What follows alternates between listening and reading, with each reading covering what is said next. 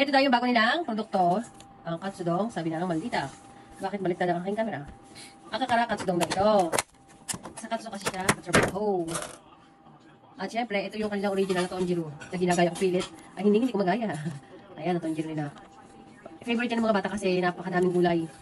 Oh, napaka-healthy niya ang tonjiro na yan. Ito naman yung katsudong pork. Cutlet ba ito ka? Naku po. Pagkasarap.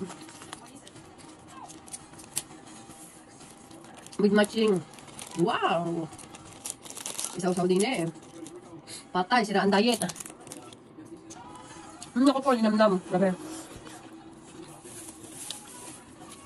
Sarap. At ang daikon or labanos. No, ang sarap. Panalo. Talo ang diet.